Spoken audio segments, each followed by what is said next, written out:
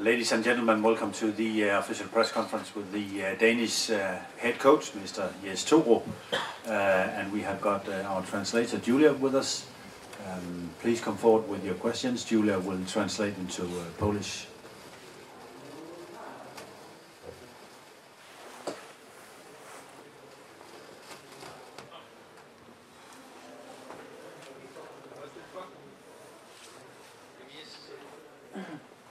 Can you what do you say about the result? You lose the game, but if you look at the group, it looks okay because Napoli beat Bruges.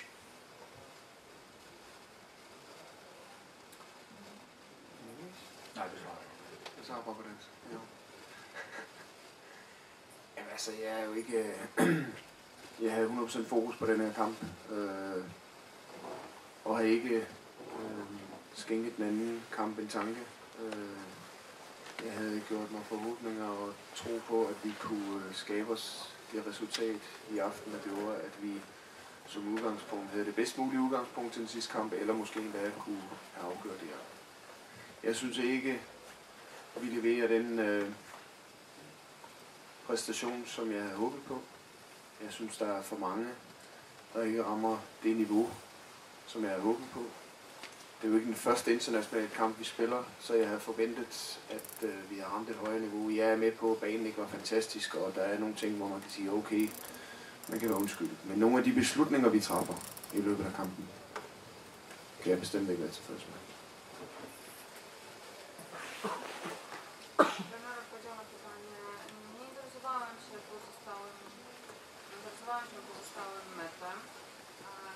Było odgrywane w Napoli, to co interesowało mnie był ten mecz, który miał miejsce tu i teraz. Chciałem jak najlepszego wyniku.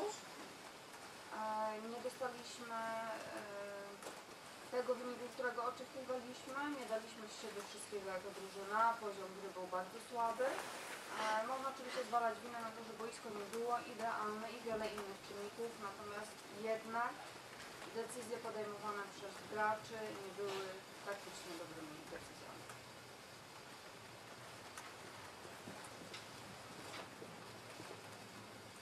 Jamen, du var lidt sur efter OB-kampen. Har du lidt på samme måde her? Ja, det kan du godt sige. Vi har givet os selv et fornuftigt udgangspunkt. Vi har spillet et fornuftigt efterår, hvis man sådan kigger overordnet set. Vi ligger lige efter FCK 1 point. Vi havde givet os selv et godt udgangspunkt i Europa League. Vi kom med videre i gruppespillet. For mig handler det ikke bare om at være med, men om at vinde og opnå noget. Og det synes jeg ikke 100% skinner igennem i dag, når jeg ser på spillerne. Det er klart, at vi har stadigvæk, og det sagde vi også efter de 2 første kampe. Nu lever vi til den sidste. Det kan være, at det ender med at blive en finale mod Brygge. Det bliver det så. Og det er jo nogle gange det handler om, nemlig den her sport, de her finaler. Og det må vi se frem til. Og det bliver en stor aften på MCH Arena. Så det ser vi frem til. Czy byłeś zły po meczu przegranym z OB? Czy również teraz jesteś tak samo zły? Trener odpowiada na to troszeczkę tak, szczególnie, że na jesień graliśmy dość dobrze. Uzyskaliśmy 1 punkt nad FC Kopenhaga. Uważam jednak, że powinno się wygrać i coś osiągnąć. Gracze nie osiągnęli niczego z tego meczu. Ja tego przynajmniej nie widzę. Finał będzie grany w Brygge. Bardzo będzie to dla nas duże doświadczenie grać w FCH Arena.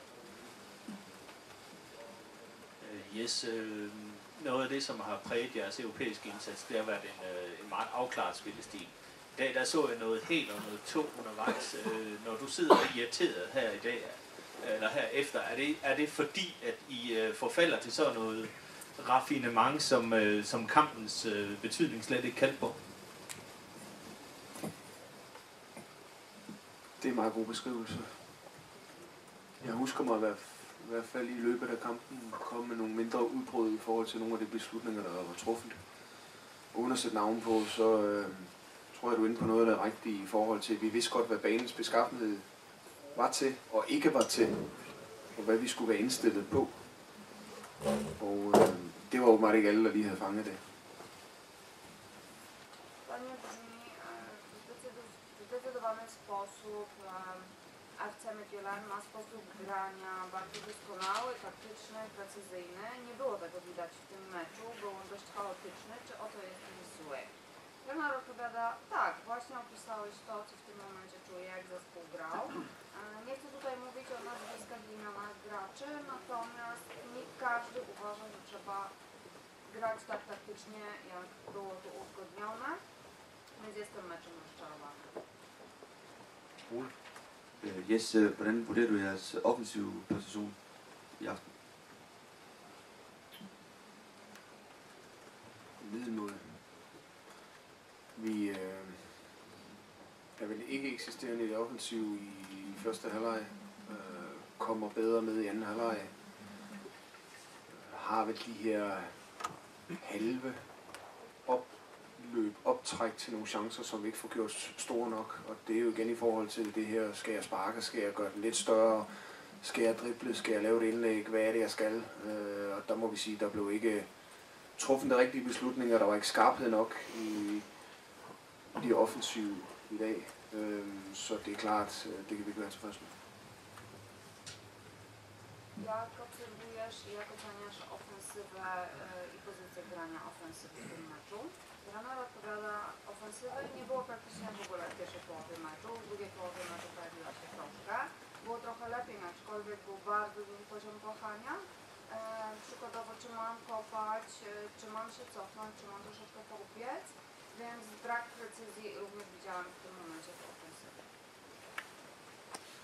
Hvis jeg fik flashback til første halvleg mod APOEL, og det var så også en vigtig kamp, hvor anledningen også kaldte på noget ekstraordinært, hvor spillerne også fraveg gameplanen. Er det urimeligt at hive den sammenligning frem?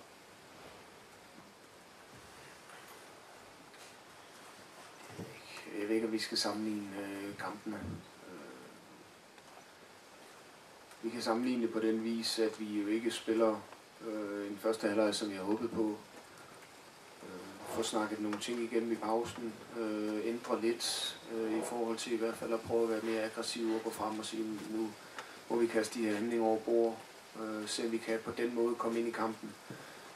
Jeg synes, vi spiller en bedre anden halvleg uden at være prangende.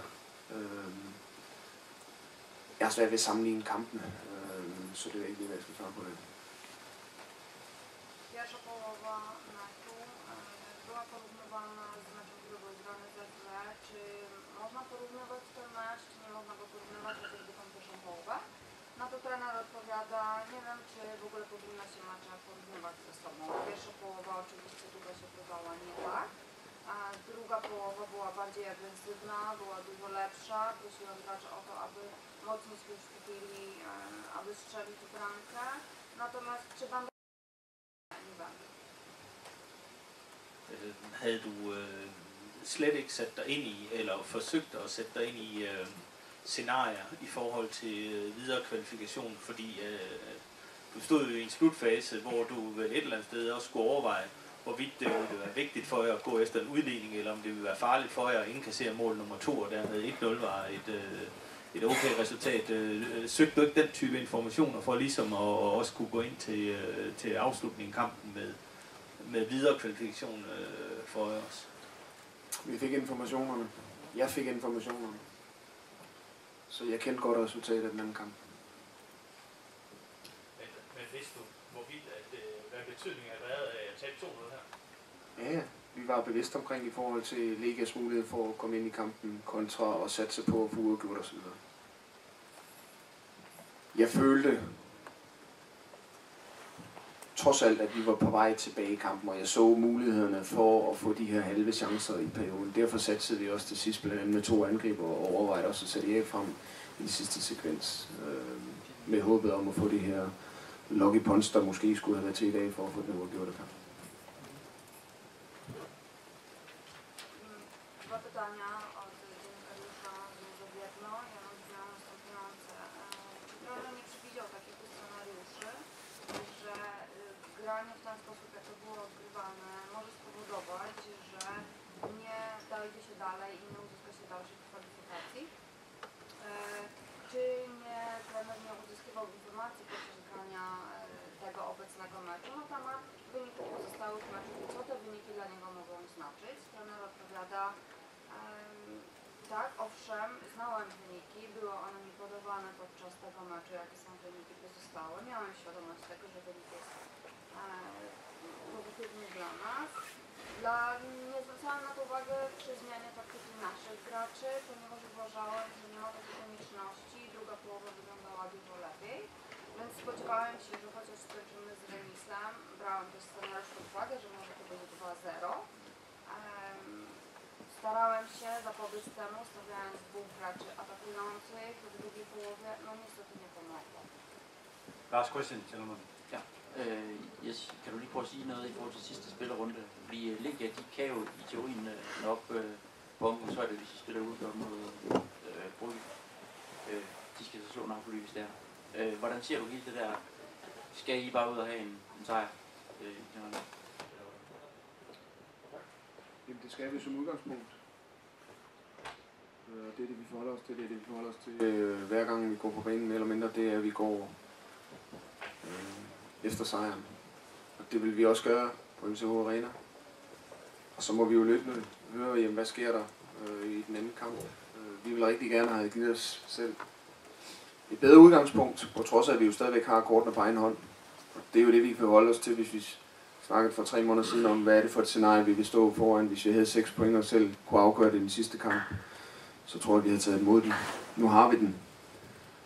Det er klart, at vi får ikke den kamp i dag, som vi havde ønsket og håbet, og vi kunne jo reelt have gjort det over i dag. Det lykkedes ikke, så derfor ender det med, at vi har den finalekamp til slut. Thank you, gentlemen, for attending. Any further questions? Oh yeah, sorry. Sorry. Pytanie brzmiało, powiedz coś o drugiej rundzie grania. Jak widzisz grę następującą z Napoli? Czy musisz wygrać? Czy musi to być naprawdę zwycięstwo? Co się dalej tutaj ma dziać? Tak, zawsze musi być zwycięstwo. Zawsze chodzimy po to, aby dać wygraną. Mogę się doczekać meczu w SCH Arena. Na pewno będzie to bardzo ciężki mecz, duże wyzwanie dla nas. I podczas tego meczu oczywiście będę się orientował, co się dzieje w różnym meczu, żeby znać wyniki. Mogliśmy dzisiaj zakończyć to, mogliśmy zakończyć to finałem, niestety tak się nie skończyło, mamy te punkty, które mamy i musimy walczyć dalej. Thank you.